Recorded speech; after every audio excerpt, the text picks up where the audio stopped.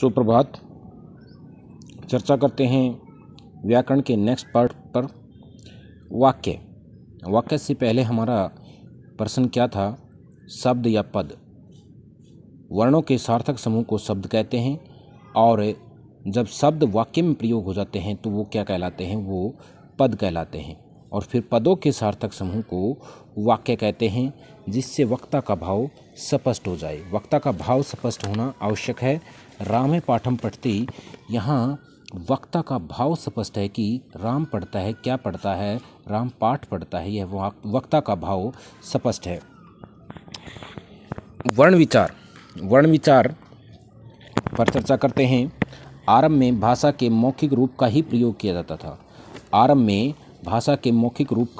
किया जाता था। परंतु समय बीतने पर दूर स्थित लोगों तक अपना संदेश पहुंचाने के लिए भाषा के लिखित रूप की आवश्यकता हुई, तो मनुष्य ने मुख से निकलने वाली ध्वनियों के लिए कुछ चिन्ह निश्चित किए। वे ध्वनि संकेत चिन्ह ही वर्ण कहलाए। वर्ण भाषा की लघुतम इकाई होती है और वर्णों को अक्षर भी कहा जाता है। नए अक्षर इति अक्षर, क्योंकि यह कभी टुकड़े टुकड़े नहीं होता, अतः यह अक्षर है। तो देखते हैं क्या है। आरंभ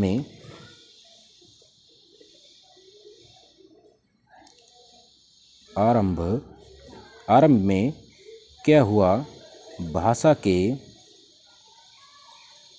के मौखिक रूप का प्रयोग होता था।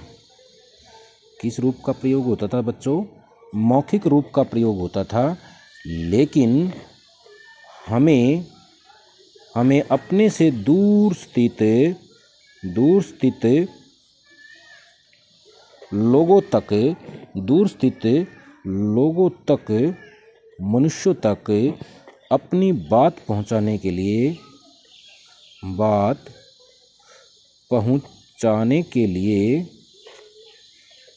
लिए भाषा के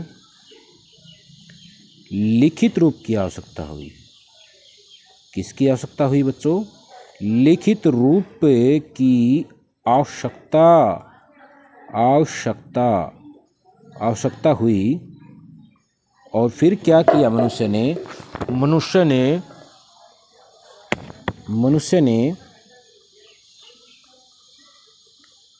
ने मुख से निकलने वाली जो ध्वनियाँ हैं, हमारे मुख से जो ध्वनियाँ निकलती थी, जिसका प्रयोग हम किस रूप में करते थे? वो मौखिक भाषा के रूप में जिन ध्वनियों का प्रयोग करते थे, उन ध्वनियों को संकेत चिन्ह दे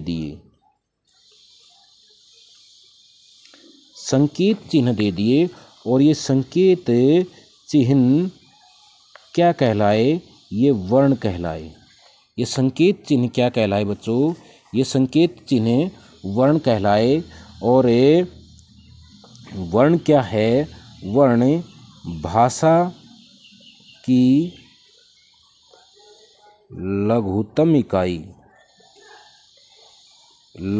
इकाई क्या है? वर्ण है। भाषा की लघुतम इकाई को वर्ण कहा गया है। अब है वर्ण की परिभाषा। भाषा की वह छोटी से छोटी ध्वनि जिसके और टुकड़े न किए जा सकें, उसे वर्ण अथवा अक्षर कहते हैं। यथा ए, ई, उ, क, प, य आदि, इनको वर्ण कहा गया है। वर्ण के प्रकार, काइंड ऑफ लेटर। वर्ण 3 प्रकार के हैं। कितने प्रकार के हैं? 3 प्रकार के हैं। स्वर है, व्यंजन है, अयोगवा। स्वर, व्यंजन, अयोगवा है। स्वर को अच कहा जाता है, व्यंजनों को हल कहा जाता है। और फिर स्वर की परिभाषा, स्वयं उच्चारित स्वर अक्षर कहलाते हैं। अर्थात जिन स्वरों के बोलने में किसी अन्य वर्ण की सहायता न लेनी पड़े या नहीं ली जाती है, उन्हें स्वर कहते हैं। अब स्वर सब बच्चे सभी समझ गए होंगे कि स्वर किन्हें कहते हैं? जिन्हें स्वरों स्वयं उच्चारित वर्ण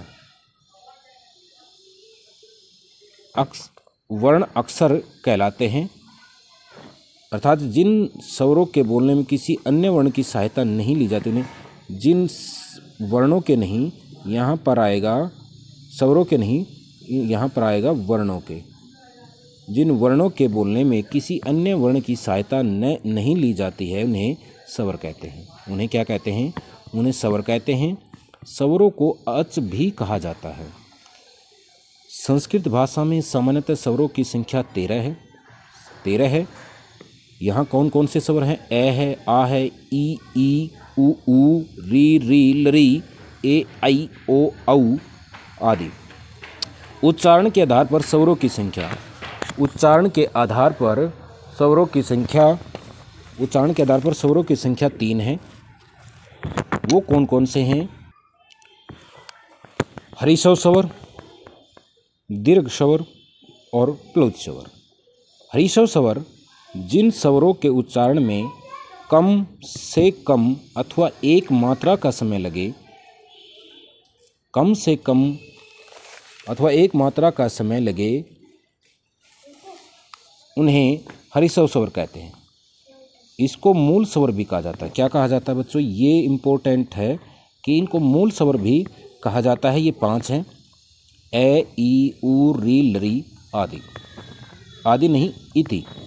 दीर्घ स्वर जिन स्वरों के उच्चारण में हरिस्व स्वर से 2 गुना समय लगे, हरिस्व स्वर से 2 गुना, डबल टाइम 2 गुना समय लगे अथवा 2 मात्राओं का समय लगे, उन्हें दीर्घ स्वर कहते हैं। दीर्घ मीन्स बड़ा। यथा आ, ई,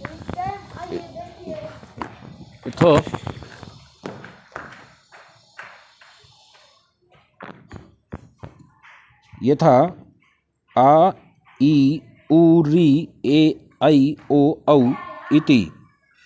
प्लुत स्वर वे स्वर जिनको उच्चारित करते समय हमें हरिस्व स्वर से 3 अथवा 3 मात्राओं का समय लगे, उन्हें प्लुत स्वर कहते हैं।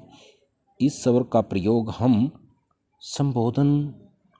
जब हम संबोधन कर रहे होते हैं तो इस स्वर का प्रयोग किया जाता है, जैसे हे राम, हे लते, ओम आदि। फिर है व्यंजन। वे वर्ण जिनको बोलते समय हमें स्वरों की सहायता लेनी पड़ती है, जो स्वरों के कारण ही बोले जाते हैं, उन्हें व्यंजन कहते हैं। स्वर रहित व्यंजन हलंत सहित लिखा जाता है। जो स्वर रहित होता है, स्वर के बिना जो व्यंजन होता है वह हलंत लिखा जाता है।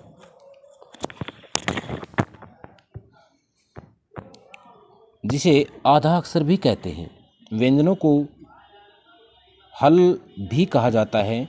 व्यंजनों की संख्या सामान्यतः 33 है। उच्चारण के आधार पर व्यंजन वर्णों को 3 वर्गों में बांटा गया है। व्यंजन के भेद कौन कौन से हैं? सपर्श, अंतस्थ और ऊष्म। अंतस्थ और ऊष्म। यहाँ पर अंतस्थ रहेगा, अंतः सतह, अंतस्थ व्यंजन और ऊष्म व्यंजन। यहाँ तक PDF रहेगी, वीडियो रहेगी आपकी। इसको समझें, अंडरस्टैंड करें और फिर नोटबुक में उतारें। धन्यवाद।